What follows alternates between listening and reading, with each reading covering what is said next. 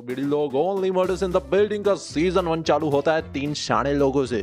Charles, Oliver और maple ये आपस में टोटल स्ट्रेंजर हैं, लेकिन आर्कोनिया नाम की एक बिल्डिंग में रहते हैं। अब देखो इनकी दोस्ती के शुरुआती ही दिनों में एक मर्डर हो गया होता है। अब देखो चार्ल्स अपने जमाने में एक टीवी एक्टर था जो बिल्कुल भी पॉपुलर नहीं था, और ओलिवर ब्रॉडबैंड का डायरेक्टर था, इसका मतलब थिएटर का डायरेक्टर। और मेपल एक आर्टिस्ट थी जो अपनी आंटी का अपार्टमेंट रेनोवेट करने आई थी। अब देखो तीनों ही लोगों में जमीन आसमान का फर्क है, लेकिन तीनों ही लोगों को एक चीज जरूर पसंद थी, पॉडकास्ट, वो भी क्राइम वाला, जो था all not well in Oklahoma. और वो पॉडकास्ट सिंडा कैनिंग का था। खैर इसका ज्यादा रोल सीजन 1 में नहीं है, थोड़ा थोड़ा है। अब देखो इनको क्राइम की इतनी खुजली थी, जिस दिन मर्डर होता है वो खुद ही अपार्टमेंट में चले जाते। एनीवेज डिटेक्टिव डोना का कहना था कि ये एक सुसाइड है, पर तीनों लोग कहते हैं पागल हो गई है क्या, क्योंकि मरने वाले व्यक्ति से वो कुछ घंटे पहले ही मिले थे लिफ्ट में। और बस क्राइम सॉल्व करने वाले खुजली के इंस्टिंक्ट ने उनको बता दिया कि भाई ये मर्डर है, सुसाइड नहीं। अब वो धीरे धीरे इन्वेस्टिगेट करके प्रूफ तो ढूंढना चालू करते हैं, लेकिन वो सोचते हैं प्रूफ्स का फायदा ही क्या अगर किसी को बता नहीं पाए। तो वो चालू करते हैं अपना खुद का पॉडकास्ट, जहाँ पे वो जितनी भी डिटेक्टिव गिरी करते थे वो सारे पॉडकास्ट पे अपलोड कर देते थे। अब ओलिवर वैसे कंगाल होता है, तो वो पॉडकास्ट में इन्वेस्ट करने के लिए अपने दोस्त टेडी के पास जाता है, और टेडी कहता है कि ओए बुढ़ापे में तेरी मत्ती मारी गई है, मेरे पास कहाँ है पैसा। तीनों लोगों को अपनी इन्वेस्टिगेशन से पता चलता है कि बिल्डिंग के लोग तो बहुत हरामी है, क्योंकि वो सारे खुश थे कि टिम मर गया। टिम वही है जो कि स्टार्टिंग में मर गया था। बिल्डिंग वालों को तो इस बात से मतलब था अब से वो अपने फायर प्लेसेस यूज कर पाएंगे। तो सबसे पहला शक होता है स्टिंग पे, जो कि एक सिंगर था। और तीनों को इन्वेस्टिगेशन करते पता चलता है कि टिम ने स्टिंग के पैसे स्टॉक मार्केट में इन्वेस्ट किए थे, लेकिन सारे पैसे डूब गए, जिसपे स्टिंग कहता है अपने आप को मार ले साले। और स्टिंग को लगता है कि उसकी वजह से टिम ने सुसाइड कर लिया, लेकिन तीनों बताते हैं भाई ऐसा नहीं हो, उसका मर्डर किया गया है। फिर जाके वो शांत होता है। अब कहानी जब आगे बढ़ती है हमें पता चलता है कि ओलिवर का एक बेटा भी है। तो ओलिवर का बेटा विल बताता है कि वो मेबल को जानता था, और मेबल और टिम भी एक दूसरे को जानते थे। तो ओलिवर फिर सोचता है कि ससुरा अब मेबल हमसे क्या छुपा रही है। यहाँ पे बैक स्टोरी चलती है कि मेबल, टिम, जोई और ऑस्कर आपस में दोस्त थे, जो कि हार्डी बॉयज नाम की बुक से ऑब्सेस्ड थे। मतलब ये ससुरे भी डिटेक्टिव खेलते थे। लेकिन एक रात पार्टी में जोई की डेथ हो जाती है, और आखिरी बार उसको ऑस्कर से लड़ते हुए देखा गया था, इसलिए ऑस्कर बेचारे को जेल हो जाती है। और टिम भी पुलिस को यही गवाही देता है, लेकिन मेबल को पता होता है कि टिम झूठ बोल रहा है, तो ऐसा किया क्यों। अब मेबल और टिम की दोस्ती टूट जाती है, बैक स्टोरी खत्म होती है। ऑस्कर अब जेल से बाहर आ चुका होता है। बुड्ढे लोग तो शक करते हैं कि ऑस्कर ने ही टिम को मारा है, क्योंकि उसने गवाही ही दी थी, लेकिन मेबल जान जाती है कि नहीं यार, छोरा मासूम है, ये नहीं कर सकता।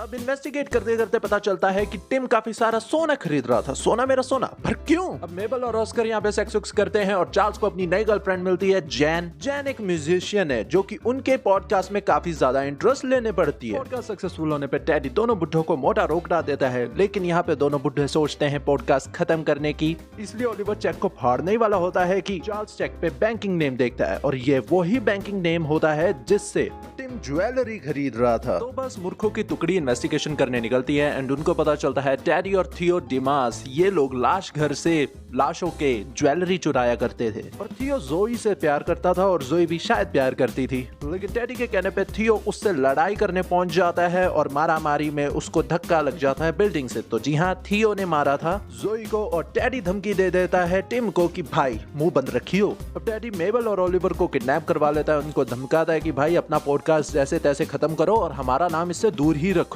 लेकिन मूर्खों की टुकड़ी फाइनल एपिसोड में उनको एक्सपोज कर देती है, एंड वो जेल चले जाते हैं। सबको लगता है हैप्पी एंडिंग हो गई, मुजरिम पकड़ा गया, लेकिन डिटेक्टिव को दाल में कुछ काला लगता है, एंड वो एविडेंस ढूंढती है। पता चलता है कि डिमास मर्डर वाले दिन तो शहर में थे ही नहीं। दूसरी तरफ फेक पॉडकास्ट के लिए पूरा मोहल्ला उनके अगेंस्ट हो जाता है, और कहता है निकालो ससुरों को बिल्डिंग से बाहर। अब चार्ल्स तंग आके इन्वेस्टिगेशन को छोड़ने का फैसला लेता है, लेकिन मेबल और ओलिवर हारने की नहीं सोचते। दोनों को पता चलता है कि मरने से पहले टिम की एक गर्लफ्रेंड थी, और उसकी गर्लफ्रेंड का सामान मिलता है, जो पहले तो सेक्स टॉय लगता है, लेकिन वो एक म्यूजिक इंस्ट्रूमेंट थे, और वो म्यूजिक इंस्ट्रूमेंट जैन के थे। जी हाँ, चार्ल्स जिसके साथ घपाघप कर रहा था वो है किलर टिम की। उसने जेलसी के चलते टिम को मार डाला। अब पूरी बिल्डिंग को जहर देने जा रही थी, यानी पागल औरत है, लेकिन मेबल और ओलिवर ऐसा करने से उसको रोक देते हैं, एंड वो अरेस्ट हो जाती है। बस अब छत पे सेलिब्रेशन होता है, हैप्पी एंडिंग होती है, और मेबल दारू लेने के लिए नीचे जाती है। चार्ल्स और ओलिवर दोनों को टेक्स्ट मैसेज आता है कि भागो भोसड़ी के। दोनों जब नीचे पहुंचते हैं उनको पता चलता है कि बर्नी का मर्डर हो गया, जो कि सेक्रेटरी है, और मारने वाली मेबल है। मतलब दिखने से तो ऐसा ही लगता है। तीनों ही अरेस्ट हो जाते हैं, and at the moment Cinda Canning वहीं पे प्रेजेंट होती है, एंड वो उस पे ही पॉडकास्ट बनाने लग पड़ती है। अब बारी है सीजन 2 की। अब क्रिप्स एक नया डिटेक्टिव है, लेकिन दोनों ही डिटेक्टिव को तीनों को छोड़ना पड़ता है क्योंकि बनी का मर्डर एक चाकू से हुआ था जो कि नहीं मिला पुलिस को। लेकिन जब वो घर आते हैं उनको पता चलता है कि सिंडा कैनिंग ने उनको ऑलरेडी विलन डिक्लेयर कर दिया, इसलिए वो अपना नया सीजन लेके आते हैं अपने पॉडकास्ट पे। अब इन्वेस्टिगेशन में पता चलता है कि बनी के घर से एक पेंटिंग गायब है और वो गायब पेंटिंग चार्ल्स के घर पे मिलती है, यानी क्लियरली इनको कोई फंसाने की कोशिश कर रहा है। अब बनी की तेरहवीं पे राम नाम सत्य है, एक आंटी मिलती है जो कि क्लेम करती है कि वो पेंटिंग उनकी है, लेकिन आंटी जी की चील की निगाह देखते बता देती है कि ससुरा पेंटिंग तो नकली है एंड उसको बोल के जाती है असली ढूंढ। अब हमें बनी के मरने के एक दिन पहले का दृश्य दिखाया जाता है जहाँ पे एक कैफे में एक बंदा उसको पेंटिंग खरीदने के लिए कन्विंस करता है, पर बनी मना कर देती है और बनी उसी दिन अपनी सोसाइटी की प्रधान होने से रिटायरमेंट लेने वाली होती है और उसकी जगह नीना लेती, लेकिन लास्ट मोमेंट पे बनी मना कर देती है। अब तीनों को शक होता है कि नीना ने ही बनी को मारा है जेलसी के चलते, लेकिन ऐसा नहीं होता है। अब मेबल को यहाँ पे एक ब्रिटिश लड़की से प्यार हो जाता है, सदके जावा LGTV दे एलिस, लेकिन बाद में पता चलता है कि एलिस मेबल की स्टोरी का फायदा उठा रही है अपने ही प्रॉफिट के लिए। खैर वो बाद में जाके माफी मांग ही लेती है और दूसरी तरफ चार्ल्स की बेटी लूसी बिल्डिंग में रहने आ जाती है और लूसी तीनों को अंडरग्राउंड रास्ते के बारे में बताती है, जिससे क्लियर हो जाता है कि पेंटिंग चार्ल्स के कमरे तक कैसे पहुंची।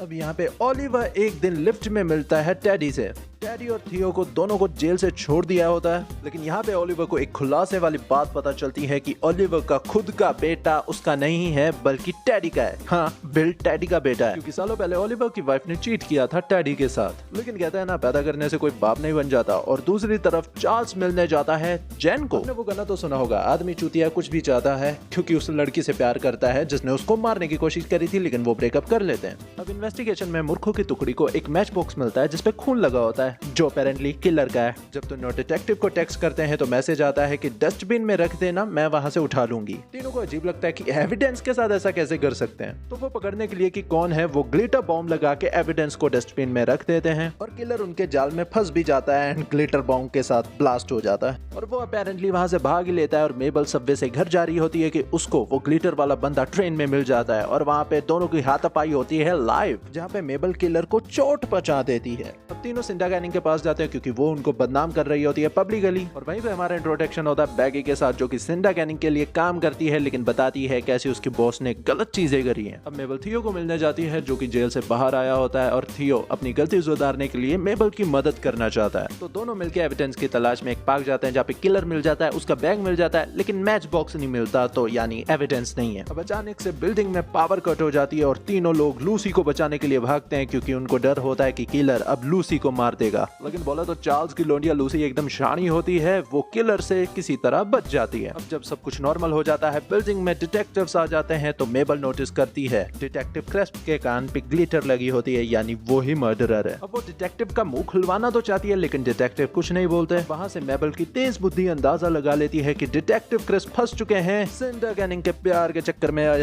हैं और दोनों एक साथ मिलकर मूर्खों की टुकड़ी को फंसा रहे हैं अपने पॉडकास्ट के लिए। अब किलर को पकड़ने के लिए तीनों लिटरली एक पार्टी रखते हैं जिसमें सभी सस्पेक्ट्स को बुलाया जाता है। वो उनका फाइनल एपिसोड होता है जहाँ वो रिवील करते हैं किलर कौन है, जहाँ पे सिंडा कैनिंग और उसकी असिस्टेंट को भी बुलाया जाता है, ब्रिटिश लड़की एलिस को भी बुलाया जाता है। अब तीनों मिलकर सिंडा कैनिंग को फंसाने की कोशिश कर रहे होते हैं कि मेबल रिवील करती है कि हमारी किलर एलिस है, क्योंकि वो ही मेबल के पास आई एंड उसने ही बनी से पेंटिंग खरीदने के लिए पूछा था उसके मरने से पहले। अब यहाँ पे एलिस गुस्से में आके चार्ल्स को मार देती है, लेकिन बाद में पता चलता है कि आपके साथ तो प्रैंक हुआ है जी, और सिंडा कैनिंग भी इस प्रैंक का हिस्सा है, यानी कि किलर है उसकी असिस्टेंट बैकी। अब यहाँ पे पता चलता है कि बैकी अपना खुद का पॉडकास्ट बनाना चाहती थी और सिंडा कैनिंग उसको कोई मौका नहीं देती थी। बनी को मारती है डिटेक्टिव की हेल्प से ताकि वो एक नया पॉडकास्ट बना पाए और वहाँ पे फंसा पाए बिल्डिंग के पॉपुलर लोगों को। तो बस यहीं पे खत्म होता है फिनाले उनका। किलर पकड़ा जा चुका है, अरेस्ट हो चुकी है। अब 1 साल बाद ओलिवर ने एक नया ब्रॉडवे डायरेक्ट किया है जहाँ पे उसके मेन एक्टर को कोई मार देता है और मेबल बोलती है लंडन चोद। राम राम सभी भाई, अने होप सो हमारा ये रिकैप आपको पसंद आया होगा। अगर आया तो अपने दोस्तों के साथ शेयर कर दो, चैनल को सब्सक्राइब कर दो और सीजन 3 आ चुका है मेरे भाइयों। देखो जाके इंस्टाग्राम पे हॉलीवुड ब्लॉकबस्टर इंडिया को फॉलो कर दो और बस क्या ही बोलूं, जय बाबा की।